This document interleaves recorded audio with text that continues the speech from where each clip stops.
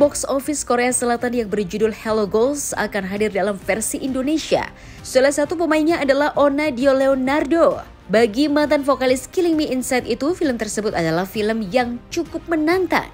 Ditambah lagi peran yang dimainkan oleh Onat sebagai peran utama juga terbilang tidak mudah.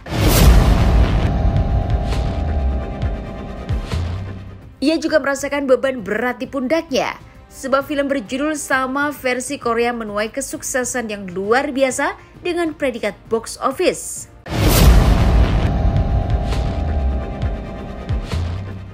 Lantas benarkah di film tersebut Onat berhasil menghilangkan image-nya yang selalu berperan sebagai pria kemayu? Dan benarkah di film tersebut membuat hubungan Onat dan istrinya merenggang?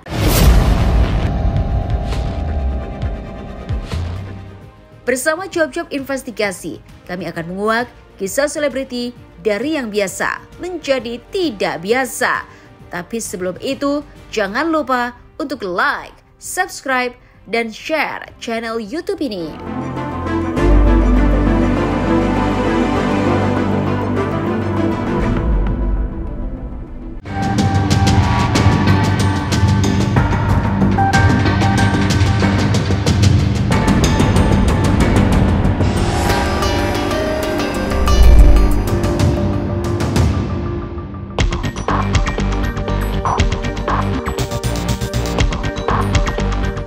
Kiprah aktor dan penyanyi Onadio Leonardo dalam dunia perfilman semakin berkilau.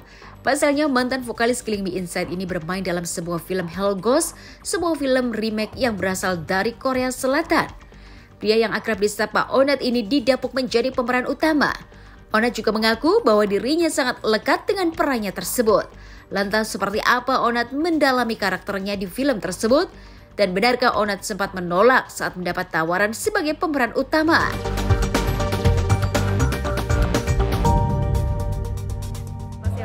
Sebenarnya gue hampir mundur karena gue merasa film ini terlalu besar buat gue tadinya, dan gue nggak nyangka gue menjadi layer pertama. Jadi ibaratnya satu orang memerankan semuanya. Jadi satu orang ini gue harus menjadi ST, harus menjadi NC.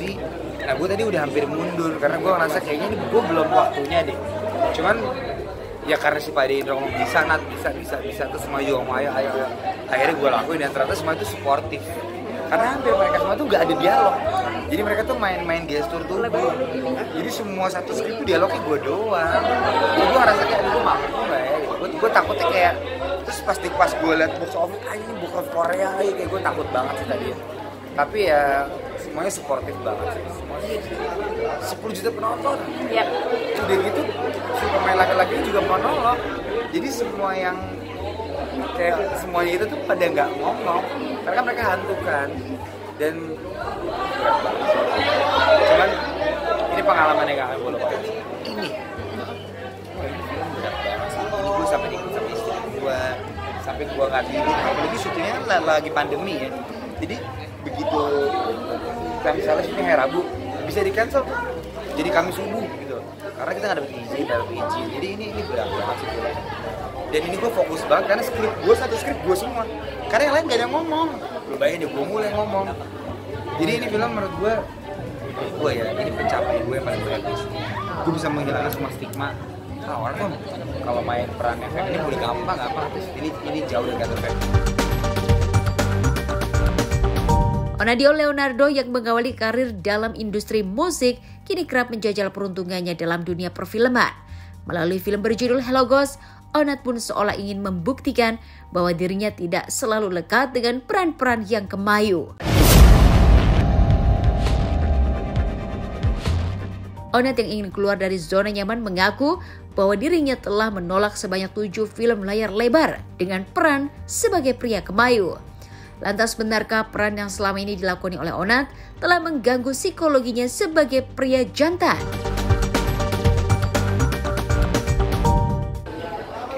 Aslinya gitu. Ini maksud gue kayaknya emang iya deh gitu. Jadi untuk memerankan peran feminim bukan tantangan. Cuman begitu gue masuk ke film-film normal, menjadi orang normal seperti si Kresna ini, ya banyak gestur yang harus gue rubah sih. Kayak cara gue ngomong tuh mungkin gak bisa gini ya. Cara gue ngomong, cara gue berat, cara gue ketawa mungkin berat banget buat gue sih, berat banget. Wah, ini ngaruh banget. film ini agak merusak rumah tangga gue satu. Karena gue jadi jarang pulang, terus gue jarang ngobrol sama bini gue tuh jarang banget. Gue baca skrip, karena tekanannya tinggi banget sih. Tekanannya menurut gue terlalu tinggi. Harusnya tuh gue pertama, kenapa harus gue yang main sih? Ini kayak belum gue di porsinya gitu loh. Cuman karena Bu Erika dan Pak Nami percaya dan Pak Indra juga percaya, lu bisa. Akhirnya gue terima. Ini filmnya nggak pernah mau gue terima. Karena pas gue nonton, kayak gue nggak bisa. Dan ternyata gue ya lumayan bisa ya. Mudah-mudahan pada semua. Nah yang kali ini gue tunjukin siapa gue. Imagine dong. Menurut gue film ini gue bukan sombong ya. Menurut gue ini pembuktian kalau stigma itu gue hilangin. Karena waktu kita reading itu sampai ada coach teater gitu yang untuk menghilangkan gestur gue. Jadi gue tuh kalau ngomong emang suka kayak begini. Nat hilangin. Jadi menurut gue akan menganggap Hello Ghost ini film jagoan gue sih. Ini film jagoan gue. Ya, kalau mau tau gue tuh ditawarin 7 film dan selalu gue tolak karena perannya itu lagi. Jadi salon, jadi asisten. Nih, gue tolak semua untuk biar gue tuh nggak terstigma begitu doang gitu. Nah di film ini jauh banget, brewok gue potong, berat badan gue tambahin. Pokoknya ini filmnya depresi sih buat gue. Kalau lu lihat posternya kayaknya komedi deh, jauh. Ini jauh banget kata komedi. Enggak sih? Oh enggak dong, justru pada mendekat kan? Enggak dong, enggak tahu deh. Feminim gue mungkin lebih bukan feminim yang begitu ya, mungkin karena emang gestur kali ya. The way I jokes, the way gestur gue mungkin di situ feminimnya gitu, bukan feminimnya halo gitu. Itu kadang-kadang di TV doang lah, biasa lu kan. Orang nggak lucu dong. Tapi Mereka nggak kaget dong. Iblis dari mana ini? Maksud gue pertama kayak ya gue tatoan begini. Mertua gue polisi, ya lu bayangin aja deh kalau lu mertuanya bocah apa aja gitu. Cuman itu lah, power of the talk. Gue kan emang talkable lah, jadi ya menurut gue ilmu yang paling berguna adalah ilmu komunikasi. Kalau bisa mengambil hatinya ya pasti mau polisi kayak mau tentara kayaknya. Di tengah kondisi Onat yang terbilang kurang sempurna, namun Onat memiliki karir yang cemerlang di dunia hiburan. Sukses membintangi beberapa film layar lebar, Onat juga tak meninggalkan dunia musik dalam hidupnya. Tapi benarkah band Lion yang telah didirikannya kini telah bubar karena ketidakprofesionalan salah satu personelnya, yaitu Okin? Jangan kemana-mana, tetap di Cuap-Cuap Investigasi. hai, jangan lupa nonton Cuap-Cuap di MOP Channel. Jangan lupa ya.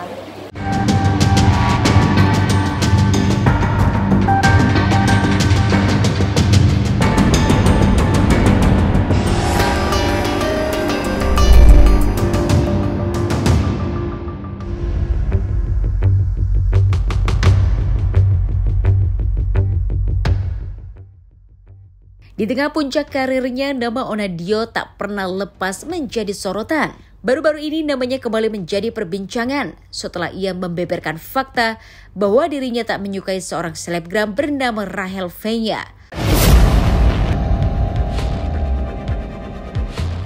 Sebelumnya, pria yang kerap disapa Onat ini mendirikan sebuah band yang bernama Lion dengan menggandeng Nico Al-Hakim atau yang akrab disapa Okin.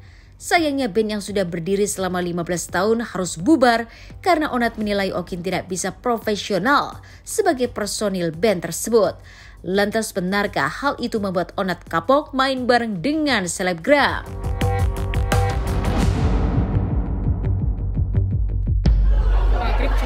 Sebenarnya gue bukan benci sama Okin sih, lebih ke sebel. Itu beda nggak? Iya. Oke, karena gue tuh nge-build band Leong itu mati-matian banget sih. Gue seserius itu kalau kerja, walaupun dia bercanda ya. Mas gue tiba-tiba dia punya case-nya itu mempengaruhi ke band gitu. Lu dengan case lu kan ya itu kan case lu, tapi kalau band lu tetap band dong. Nah dia udah mulai kayak manggung gak datang, telepon gak diangkat. Ya udah lama-lama kayak oh ini orang berarti emang anak kecil yang gak tanggung jawab aja sih. Apapun reasonnya, mau lu divorce, mau lu ini, menurut gue sih pekerjaan. Dan sampai sekarang dia juga gak pernah ada hubungan. Sorry gue gak ada manggung. Lu bete gak? Dari panggung dia gak datang. Ditelepon gak bisa. Kita lagi healing. Lu tolak anak-anak jadi itu. Gue kayak udah. Gue kapok sih main sama selebgram lagi sebenernya. Oh gini ya, terus kerjanya beda ya sama seumuran gue. Beda. Gue menurut gue bagus nih. gue nggak tahu itu pencitraan apa enggak ya. Gue udah nggak tahu lagi kalau gue bingung ini orang bener apa enggak sih. Kadang A, kadang B, besok C, besok A, besok B, besok C. Jadi kayaknya nggak cocok aja sih. Sampai Lu di pekerjaan lu pasti pernah menemukan orang yang lu nggak cocok aja gitu. Walaupun nggak ada masalah sama lu, kayak gue nggak deh sama dia. Nah itu gue tuh, kayak gue nggak deh sama lu gitu. sampai sekarang. Jadi pas awal-awal case dia, gue tahu gimana nih kalau dibalas. Seminggu gue dibalas, sebulan lama-lama jadi kayak gue ngemis. Lu emang kalau nggak serius nggak apa-apa. Karena hidup gue kan gue awal emang band, emang gue tuh cinta banget band gitu. Menurut gue lu udah menghancurkan apa yang gue build sih dengan si Leong gitu. Lu kayak nggak nge-respect gue aja sih. Terus gue balas kali, lu sering sinetron dari jam 5 jam 5, balas kali. Jadi gue ngeliat etikatnya kurang baik. Mungkin ya karena dia masih kecil juga enggak ya, udah 28. Gue nggak tahu sih, gue emang nggak cocok kali ya atas kerja salah pikiran gitu. Tapi ada. Emang kita nggak punya tuntutan sih, cuma maksud gue kayak oh begini ya gitu. Gue kan emang nggak pernah main-main sama selebgram gitu ya, maksud gue ya kerjaannya mungkin cuma halo dapet duit gitu. Karena kayak dari awal emang dari yang bergelan oh begini atas kerja. Dan gue rasa polanya semua mirip deh, rasanya. Lu telepon lama, ribet deh, males. Bangun berangkat. Semua. Jadi menurut gue ya udah ya sepanjang gitu bisa.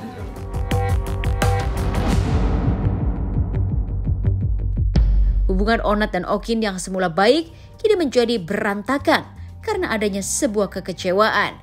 Onat pun mengaku bahwa dirinya seringkali memiliki masalah dengan seorang selebgram, bukan hanya Okin saja.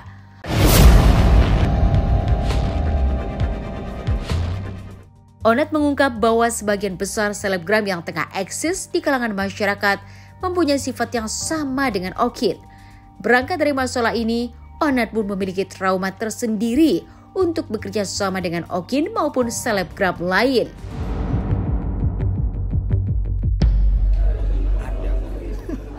Ada banget, bukan cuma dengan Okin, mungkin dengan orang-orang yang berkecimpung di dunia gitu. Karena kayaknya polanya sama deh.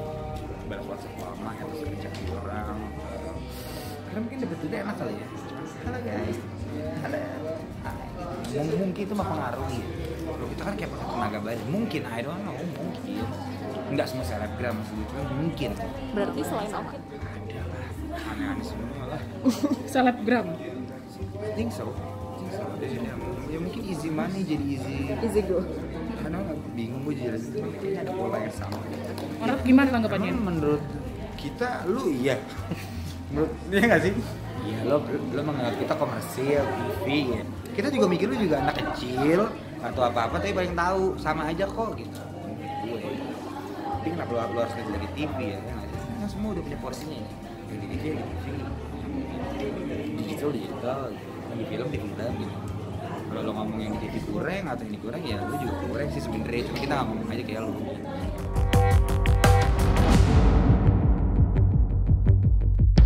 Di balik kesuksesan karirnya, ternyata rumah tangga yang dibangun oleh Onat tidak sesempurna yang terlihat.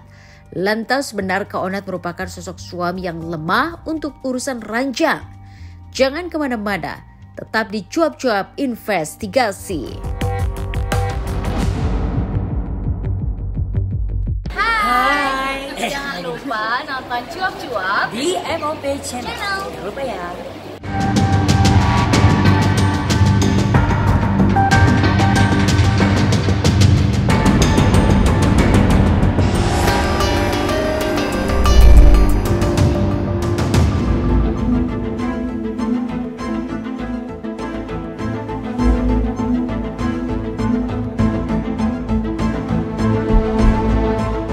Setelah dikaruniai seorang anak laki-laki, istri Onat sempat mengalami keguguran di usia kandungannya yang masih terbilang muda.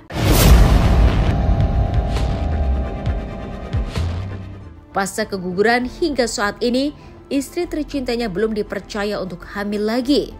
Di sela kesibukannya yang padat, Onat pun ternyata sering melakukan konsultasi agar keinginannya untuk kembali memiliki anak lekas terwujud. Lantas apa alasan Onat terkesan buru-buru ingin mempunyai anak kedua?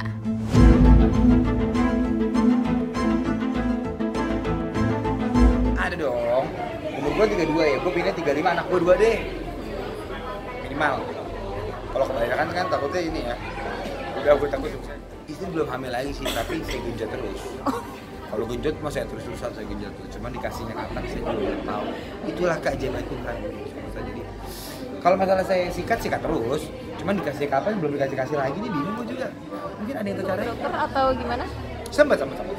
Katanya ya emang harus sering-sering lari pagi, minum sayur, jangan minum yang aneh-aneh gitu. Dan udah gue lakukan.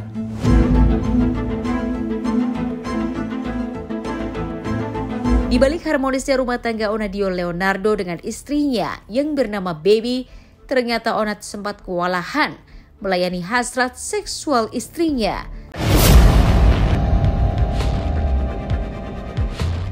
Secara belak-belakan, Onat membeberkan urusan ranjang bersama istrinya.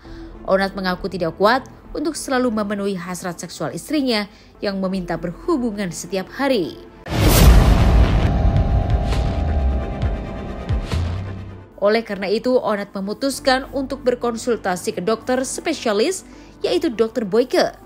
Dan untuk mengimbangi sang istri, Onat pun mulai menerapkan gaya hidup sehat dengan rutin berolahraga, agar kehidupan seksualnya menjadi lebih baik. Namun meski belum bisa melayani hasrat seksual istrinya dengan baik, hal itu sama sekali tidak menjadi persoalan bagi rumah tangganya. Onat dan Baby tetap menjadi pasangan yang harmonis dan kompak dalam mengurus anak mereka. Dokter Boyke dong jawabannya. Ya beneran, gue tuh sampai ke dokter Zoya. Kenapa gue kalah ya? Kenapa? Pertama dia orang Manado. Orang Manado ternyata emang strong gitu. Kedua emang mungkin umur ya, gue 31, dia masih 24 gitu. Mungkin stamina-nya masih stamina WEE ya. Kalau kita udah stamina begini tuh. Karena dia bisa tiap hari kita nggak kuat ya, Wak. Yes. Menurut gue ya beda 7 tahun sih. Beda 7 tahun. Harusnya gue masih sehat sih ya. Gue kenapa sih? Kenapa sih? Katanya kehidupan gue kurang sehat. Jadi lu suka ejakulasi dini, karena lu mungkin gak makan sayuran, lu gak olahraga, lu gak des, lu gak yaudah sekarang gue lakukan. Dan tetap sama aja kok. Oh gak masalah dong. Dia harus mengerti kita dong.